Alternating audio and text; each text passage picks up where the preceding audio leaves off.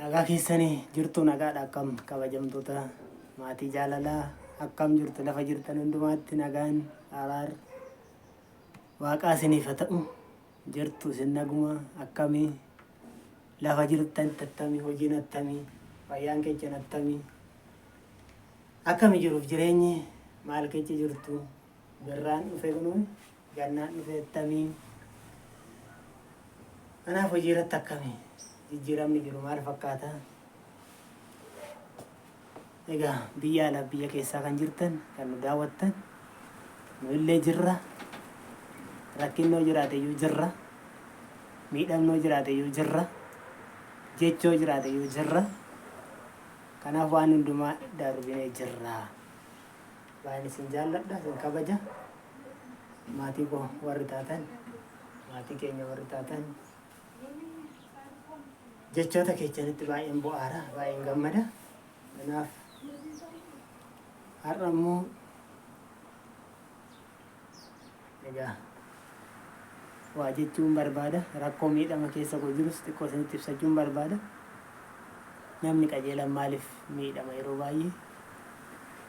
baay'ee namni qajeela yeroo miidhamu nan haaras maaliif miidhamas nan jedha yeroo baay'ee egaa yeroo tokko tokko utuma waan gaarii gootu waan gaarii siin ta'u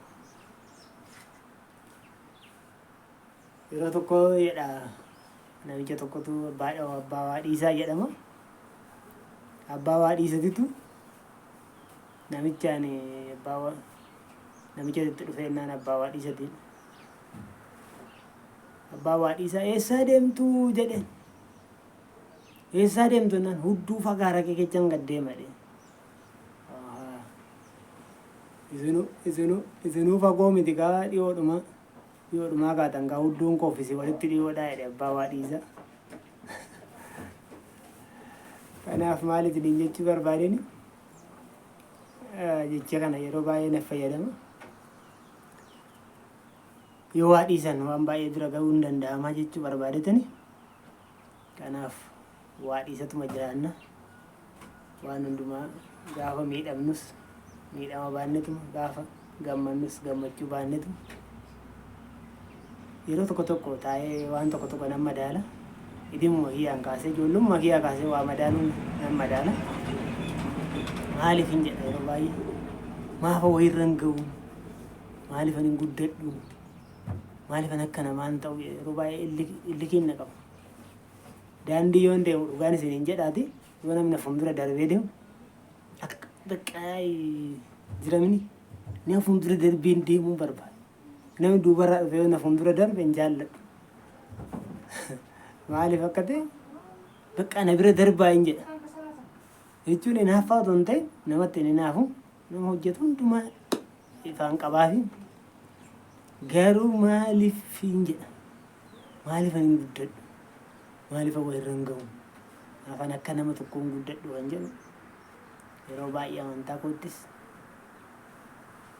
amantaa irrattis of hangata hojii kiyya irratti immoo yeroo hundumaa reediidha hojii nan hojjedha yeroo hundumaa akka namni saantibii waa argatee waa balleessu hin balleessu ijoollummaa kootii kaasee haamsaa saantibii kun shilingii jecha shilingii hin balleessu amma har'aatti mana rageetti hiriyyaa godhadhee mana maxaxxii taa'ee hin beeku mana maxaxxii taa'ee hin beeku siniin jedha mana kaaffee jedha kaaffee seenee waan fayyadamu kara mana kiyyaatti fiigee gara hojii koorraa galla fiigeen gala fiigeen ba'a hojii kiyyaarraa hojii kiyya malee oduu namaan naqu egereen akkana jedheen naqu dhugaan isiniin jedhaati isa kanarra ta'ee otoo hin jiru amantaa irratti immoo yeroo baay'ee gatii baay'een kaffala garuu naffattanama maaliif naffattanama baay'ee fatanaa guddaan qaba maaliif akka ta'e naan galu baay'ee fattanama baay'ee qormaata guddaatu narra jira ijoollummaa kooti galu maaliif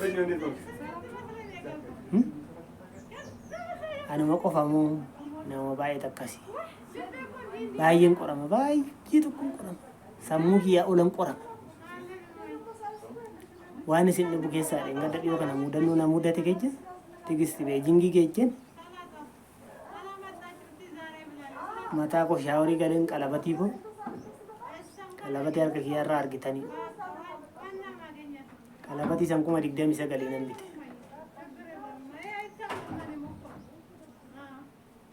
Geechee beejingii geechee mataa koo lolladheen harkarraa na ba'ee kiisii keessa godhadheen nan bahee nan deeme bakka inni bu'e harka kiyyaarraa qalabatii harka kiyyaarraa bu'ee namni irraa baasee hin jiru akkamitti akka bade hin beeku eessatti akka bu'e hin beeku qalabatiin harka kiyyaarraa hin bade. Isalleen gurguradha yoo rakkoo ta'e jedheen yaadaa ture dursee garuu bade. Kan waan biraa dhiisa kan qormaata garasii dhiisa amma kanaatti qoramuu jechuun laala gadda baay'ee nabdii kutadhe baay'ee tokko nabdii kutadhe jireenyattis baay'ee nabdii kutadhe waaqattis baay'ee nabdii kutadhe maalifan namni waliin nooftu baay'een sadarkaa qabattee guddatti na kiisii kiyyaa bu'ee gizee kiisii kiyyaa harka keerraa bu'ee badu jechuun ammam sammuun koo bakka of nan beeku waan jedhu baasee gadi baasee ittiin booda taaksii wayiitiin manaa nan gaadhee harka akkana godhachuu nan beeka akkamitti akkanarraa bu'ee narraa mucucaachaa ture immoo durumaanuu hin bade qalabatiin koo torban tokko guutuu sammuun koo na nyaate attamitti yaa waaqa akkamitti gurguradhee doomsaan dibitti gurguradhee yeroo san 28 jechuun waa salphaan har'a yoo xiqqaate 35 kanaa olitti 30 wattuudhaan gurguradhee inni jechuun danda'a haa ta'u isa kana hundumaa baay'ee nabdii kutadhe gadda qormaata kana biraan kan guyyaa guyyaadhaan mana hojii cufee deemur qormaanni kun kan na qorur maaliif ani amanuun koo maal la gargaareen jedhe maal la gargaaree amanuun koo erga waggaa meeqatii naman qoramu waaqatti illee baay'ee nabdii kutadhe ka warra haftaamii malee warra hiyyechaan argu waan hin jedhe dhugaa isiniin jedha baay'een gaddi gaddee doom jiru kanaanuu du'ee oole gidduutti dhufe haa ta'u lubbuun koo hin oole gaa qormaan amma kanaa maaliifan qoramaa lolota kun bahaa guddaa sunarra jira lola guddaa sunarra jira ani garuu amantaatti baay'ee iddoo guddaan qaba nan amana waaqayyooni maaliifan akkan qoramu garuu naan gala maaliifan akkan milkaa'uu dadhabu naan gala maaliifan hojjedhee waa harkaan qabachuu kan dadhabu naan gala kanaaf maal isiniin jechuu barbaadetan anumatu qoramamoo baay'ee takkatti qoramaa isiniin jechuu barbaadeni egaa namni baay'een gaafadhu kiyyeetu ulfaataadha gaafa tokkos dhaqxee gaafattu kiyyeetu baay'ee qormaan ulfaataadha siin jedha garuu abbuma abbaan akkatti qambara isaa baatee deemu akkamittiin akka baattatee deemu abbuma beeka kanaaf qormaata amma kana ga'u kan waan illee yeroo tokko hin jiru jedhe baay'een gadda waaqni hin jiru jedhe dhugaas hin jedhe waaqni hin jiru waaqni warra hiyyeessotaa hin jiru niise duratti hafeenya namoota baay'ee irratti baay'een qorame tajaajiltoonni baay'een waan isaan na godhan tigisti dhukkubsachuu irratti silkii nama baay'ee barreeffadhee naa kadhadhaan warri nigdii baran warri saammachuu bara suufii uffatanii nigdii baran maalti jecha quba qaba na diden guyyaa tokko tajaajilaa wayii waldaa keenya naa kadhate guyyaa lammataa kadhadhuuf dheengadda kadhadheefi maal barbaachisa dheengadda kadhadheefi baay'ee sammuun koo nagetti nan getti fuutoo warra waa qabeenya waa harkaa qabu ta'eeti hundumtuu suufii uffattee mana isaatti ol fiddi hiyyeechi waaqas hin qabu namas hin qabu Kana baay'ee tokkoon gadde kiristaanaatti irree baay'ee miidhamaan jira. Sababii lolli narra jiru kana kiristaanaatti baay'een miidhame baay'ee. Namoonni baay'een namoonni waldaa akkasii dhaqii naan jettu.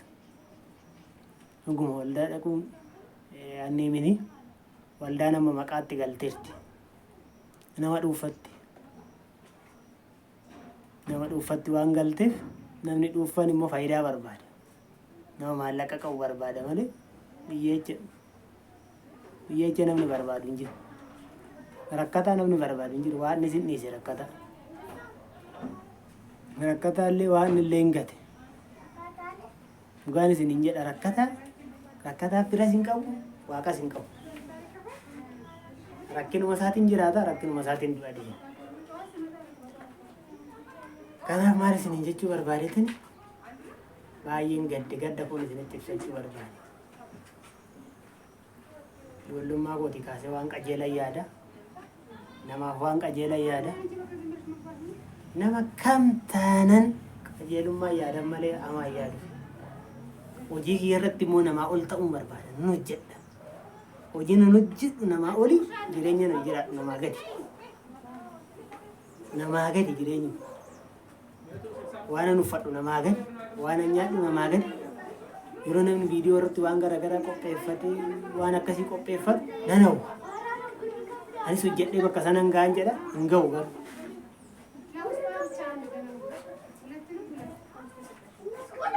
Kanaaf amma seenii danda'a amantaa qabdan hundumaan na jajjabeessa. Caafirra hin jira kufuudha waan hundumaan. Kanaafin kufaatirra hin jira baay'ee sammuun koo oobarii na deema. Kanaaf isinumatti ani madda nama biraa nama nutti maddu hin qabu, obboleettii hin qabu, fira biraa hin qabu, akka amantaattis hin qabu. Lafa jirtan hundumaatti naa eebbifama. Laayik gochuun dagatina, sheer gochuun dagatina, na jajjabeessaa isiniin jedha. Isinumarraan kaawwadha. Guyyaa gaarii isiniif haa ta'u. Fayyaa naa ta'a. Chaaw.